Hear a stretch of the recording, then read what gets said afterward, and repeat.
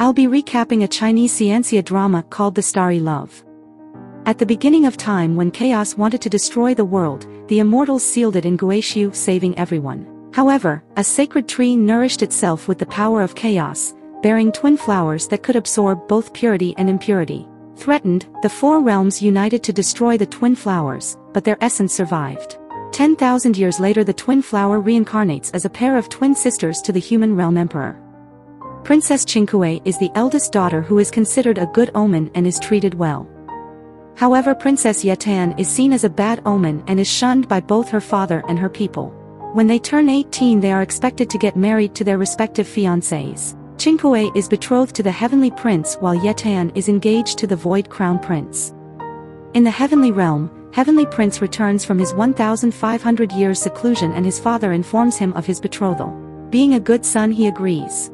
Yetan does not want Qingque to marry a boring prince and live a lonely life, so she plots to kidnap Heavenly Prince.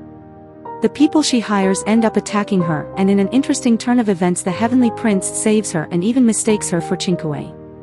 In the same place, Third Void Prince is planning to assassinate First Void Prince and pin it on Second Void Prince. The assassination doesn't succeed, and Yetan and Heavenly Prince witness everything. Third Void Prince pursues them to prevent his secret getting out, and they get into a fight. First Void Prince wants to find out who wanted to assassinate him, but he arrives just as Yetan and Heavenly Prince disappear. First Void Prince isn't very sharp, and so easily believes Third Void Prince when he says it's the immortals who attempted assassination on him. Yetan employs the help of her friend, Prince of Beast Realm, to kidnap her sister during their weddings, which would happen the same day. However, things don't go as planned during the wedding day. Third Void Prince recognizes Yetan as the woman who witnessed his assassination plan. Not wanting his secret to come out, he comes up with a new plan. While Heavenly Prince is distracted pursuing Prince of Beast Realm, Third Void Prince switches the brides from their respective carriages. Yetan arrives in the Heavenly Realm. Seeing the mistake, she tries to explain the situation but changes her mind after learning the consequences of deceiving the immortals. Simultaneously, Qingque arrives in the Void Realm. She also wants to explain the situation, but is scared from it by the demon's scary behaviors. Meanwhile, at the Heavenly Realm, Yetan and Heavenly Prince are required to cross the love bridge to test whether they are soulmates. Surprisingly, they pass the test. At the end of the bridge, they're welcomed by other immortals who offer them a lot of gifts. When Yetan is finally alone in her palace, she releases her friend, Bird Girl, from her handkerchief. Bird Girl realizes that Yetan is planning to escape the Heavenly Realm. Perfume is forbidden in the Void Realm. Therefore, Qingque goes through painful scrubbing to get rid of her perfume. Afterwards, she meets the royals of Void Realm.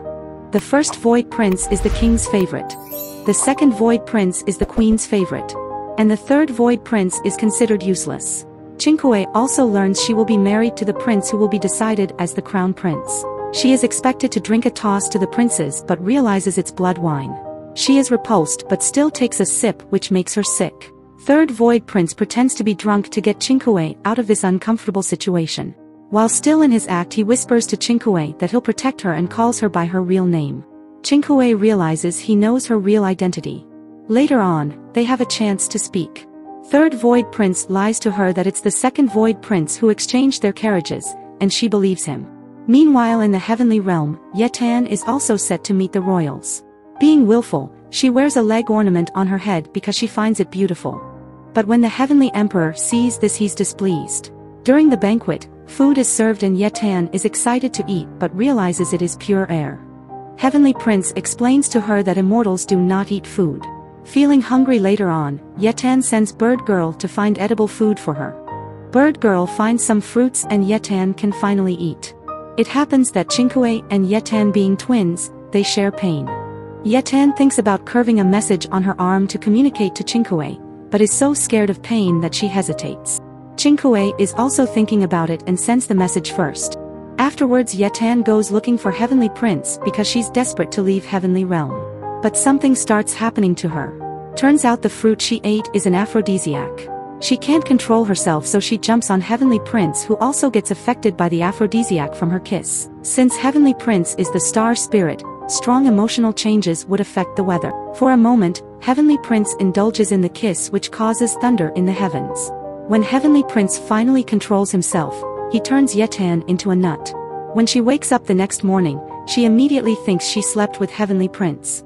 She is still determined to leave the heavenly realm, but this time using someone else's gate pass. She slaughters a bull and makes hot pot out of it, cooks eggs, then invites Heavenly Prince's brother with some wine. When he's drunk, she takes his gate pass and leaves heavenly realm. She is planning to meet her sister. Qingque also escapes Void Realm, but third Void Prince finds out and sends someone to spy on her. Meanwhile, Heavenly Prince is being berated by immortals. Turns out the eggs Yetan cooked were precious phoenix eggs, and the bull she slaughtered was Heavenly Prince's sacred mount. He is also informed that she is gone. Yetan finally meets her sister. They try to make sense of their wedding switch and plan to go back home. However, they are attacked by a Void Soldier who is in fact third Void Prince's friend in disguise. This causes the sisters to separate. Heavenly Prince finds Yetan when she's in danger. He saves her and takes her back to the heavenly realm. Qingque is also being attacked by the Void Soldier in disguise. Third Void Prince arrives and pretends to be a hero, saving her.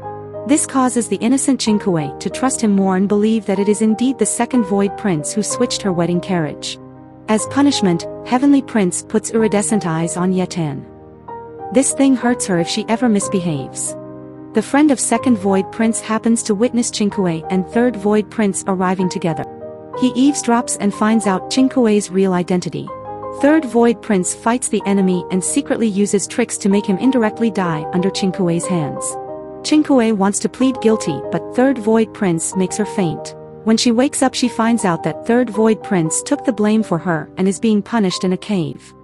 Finally settled in their respective realms, the sisters communicate through cuts to make sure they're both safe. Qingque tells Yetan they should remain where they are for their own safety. Qingque doesn't want Yetan to suffer in the Void Realm after suffering in the mortal realm her whole life. She promises herself to stay safe and live Yetan's dream of being the strongest Void Demon. Yetan goes to the three Elder Immortals to help her remove the iridescent eye. She finds them gambling, a forbidden thing in Heavenly Realm. To prevent her revealing their secret, they yield and tell her the iridescent eye can only be removed if Heavenly Prince dies, because it's part of his spirit. Heavenly Prince meets his mother on the way, who laments how he's changed so much and is colder after leaving seclusion. We also learn he took punishment for Yetan for sneaking out of Heavenly Realm, which is forbidden.